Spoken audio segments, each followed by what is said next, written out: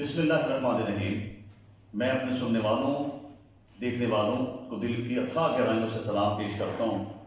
और अगर आपके तबाह नाज़िक पे गिरा ना गुजरे तो आप सबसे पहले यूट्यूब पर Shakeel Asif Bhatt SHAKIL ASIF BUTT इसे सब्सक्राइब कीजिए, लाइक कीजिए और बेल को भी दबाइए। Thank you very much. मुझे काफ़ी दिनों से इंतज़ार था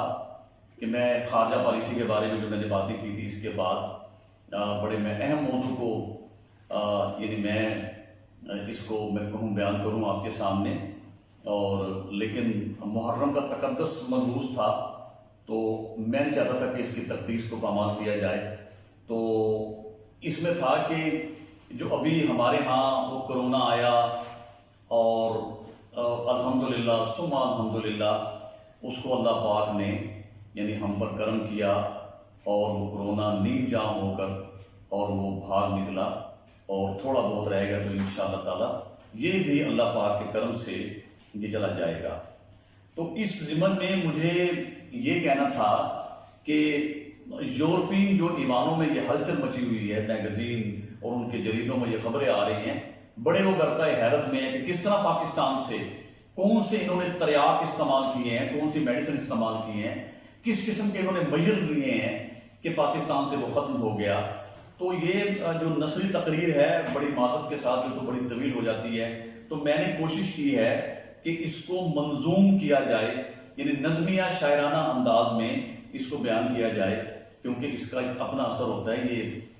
तासीर इसकी अपनी होती है कि जो यानी तरन्नुम और उसकी मूसीक़त की वजह से और बड़ा इसका असर होता है और कम वक्त में इंसान बहुत कुछ कह जाता है। तो इसी का मैंने सहारा लिया है। और जैसे कि हमें मालूम है, और अगर हम तारीख़ को देखें तो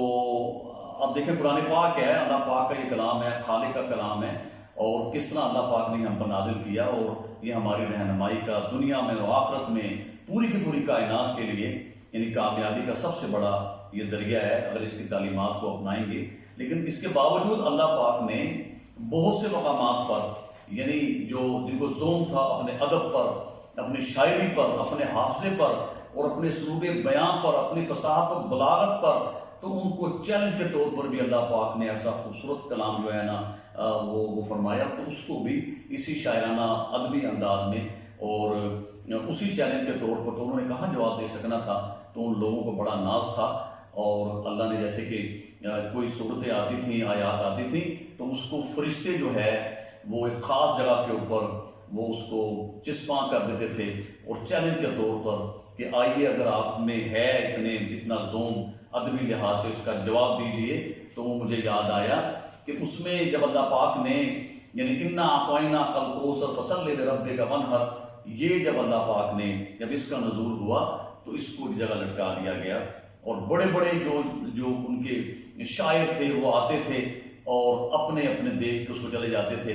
और एक शायर आया और वहाँ भी उसने काफिया और रदीफ उसको मिलाया साथ, तो उस पढ़ता गया इन्ना आक़ाइना कल कौसर फसल्लि लिरब्बिका वन्हर इन्ना शानिअका हुवल अबतर। तो आखिर में वो उसने ये कह दिया, क्योंकि उसको पता था इसका जवाब तो हम नहीं दे सकते, तो फिर कह दिया उसने मा हाज़ा कलामुल बशर, कि ये किसी बंदे का कलाम नहीं है। तो मुझे बस आपसे ये कहना था कि अल्लाह पाक ने इसको भी, और अगर किसी साइंसदान को या किसी फलसफी को बड़ा ज़ोम हुआ तो उसको भी अल्लाह पाक ने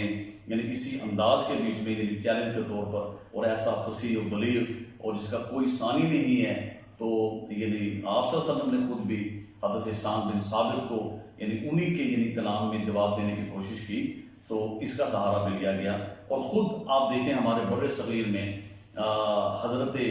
यानी जो हमारे शायर मशरिक़ अल्लामा इक़बाल ने इस सोई हुई कौम को यानी नसरी तौर पर तो अपने तसव्वुरात को पेश किया और अपनी शायरी की जो खुदादा सलाहियतें अल्लाह पाक ने उनको दी थी यानी उनसे इस कौम को जगाने की कोशिश की।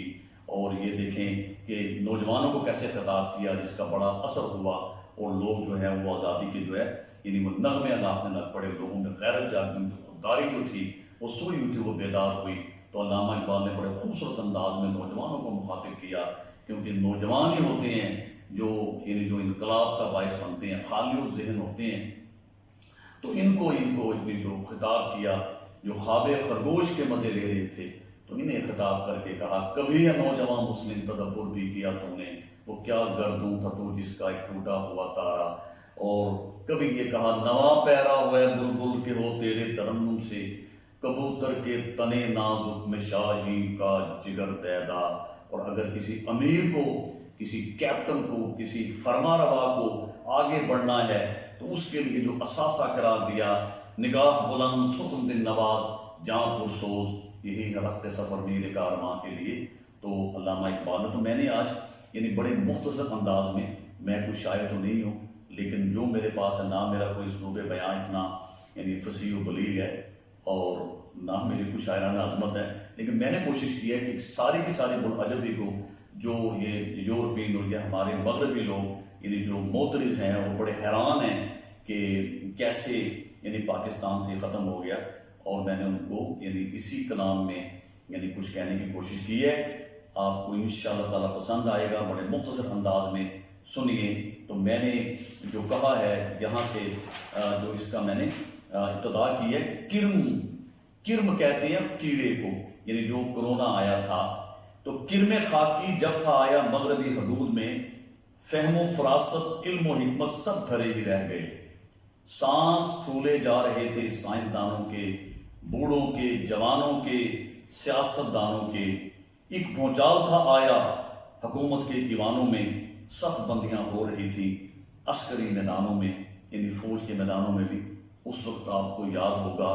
کہ کبھی اسرائیل کی طرف انگلیاں اٹھ رہی تھی، کبھی ایران کی طرف، کبھی چائنا کی طرف، حتیٰ کہ یہ بھی خبریں تھیں کہ یہ جنگ کا ایک سما پیدا ہو جائے گا اور پوری دنیا میں انہیں اپنی ترقی کو آگے بڑھانے کے لیے، عسکری میدان پہ چھا جانے کے لیے یہ چائنا نے شوشہ چھوڑا ہے۔ تو اس کو میں نے اس طرح کیا ہے کہ چین تھا نشانے پر اشارہ تھا کنایا تھا، نہیں معلوم یہ ننھا کہاں سے بھاگ آیا تھا، پھر آیا اس کے نرغے میں ہمارا وطن پاکستان، تھی معیشت نیم جاں ایک اور آیا امتحان، لاک ڈاؤن کا شور تھا، ماسک سینیٹائزر، نہ کبھی آوے نظر ایک فورس تھی ٹائیگر۔ یہ آپ کو یاد ہوگا 2-4 ماہ پہلے، اور حکومت کے ایوانوں سے یہی صدائیں بلند ہو رہی تھیں کہ یہ ہماری ٹائیگر فورس ہے،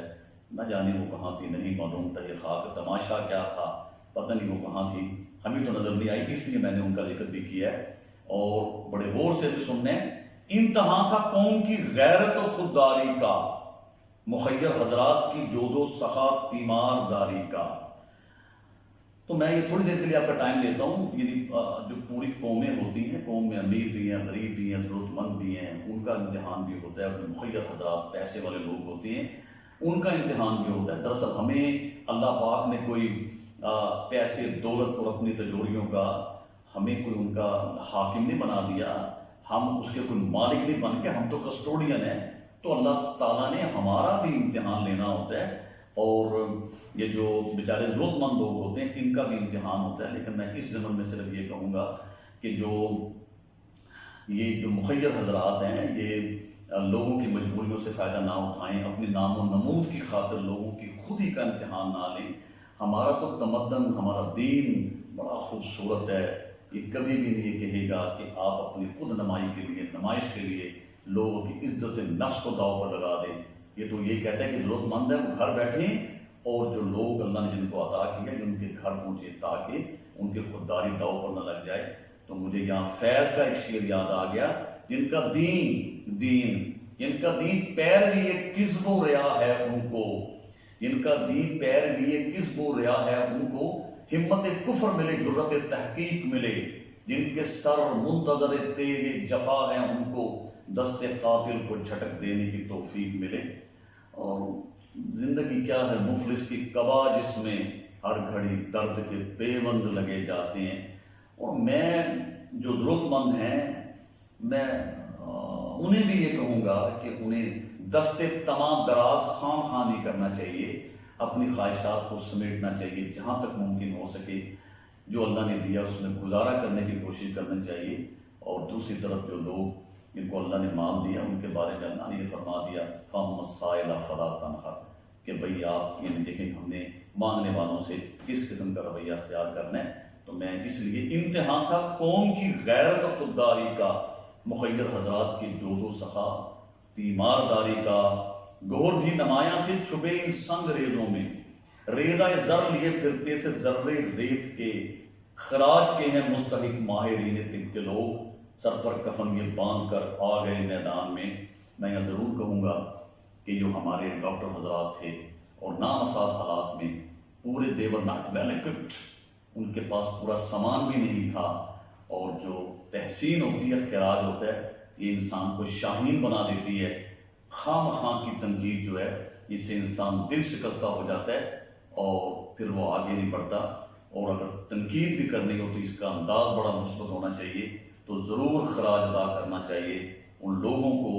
جو لوگ کوئی کاوش کرتے ہیں تاکہ ان کی تخلیقی سرگرمیاں، ان کے جذبات مجروح نہ ہوں، تو وہ ان لوگوں کو سلام ہے جو لوگ بیچارے اس راہ میں شہید بھی ہوئے،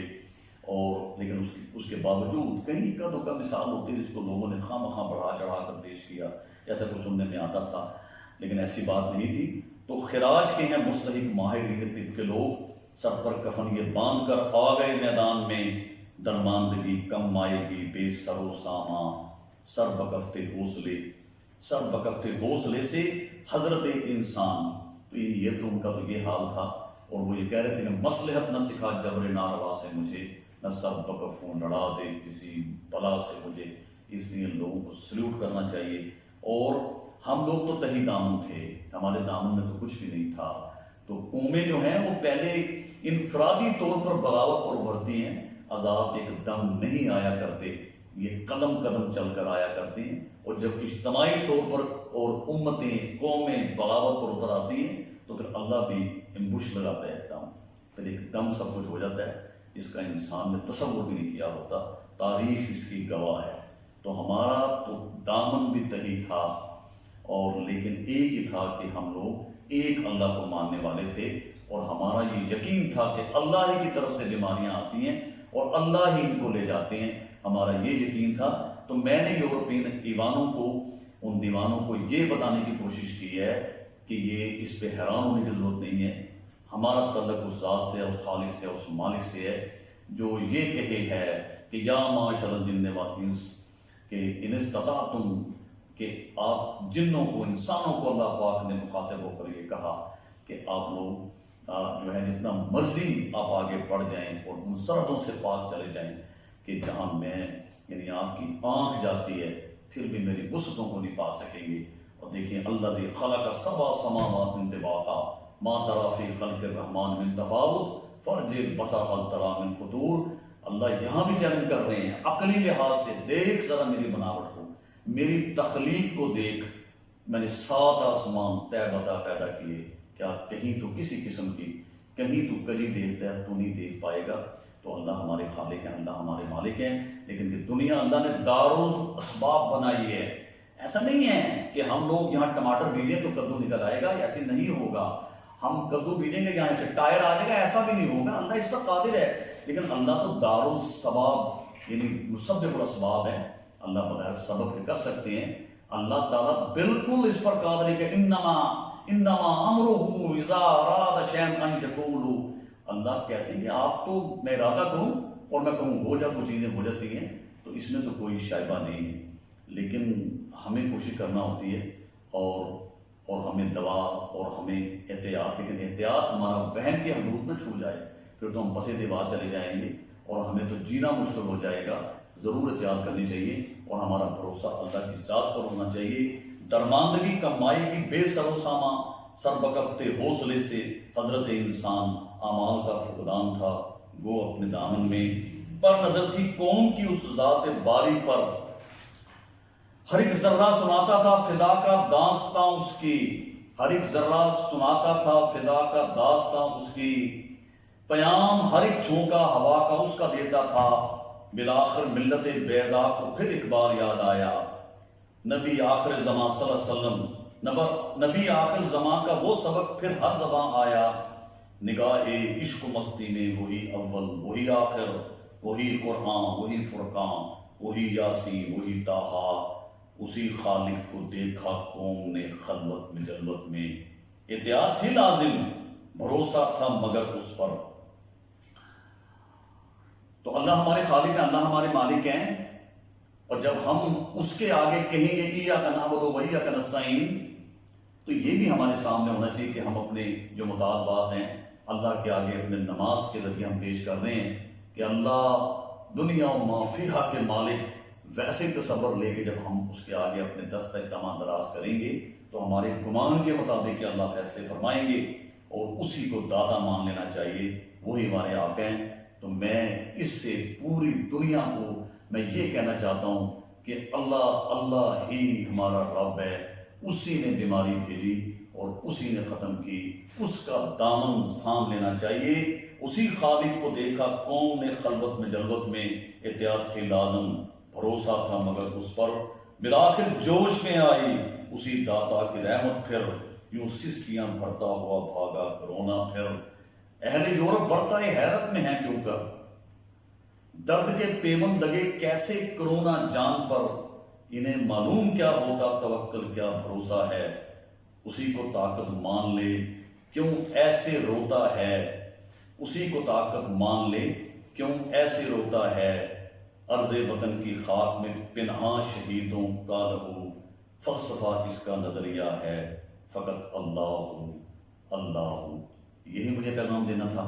اور یہی مجھے کہنا تھا کہ ہر حال میں مجھے احتیاط تو لازمی ہے، میڈیسن لازمی ہے، لیکن اس پہ توکل نہیں کرنا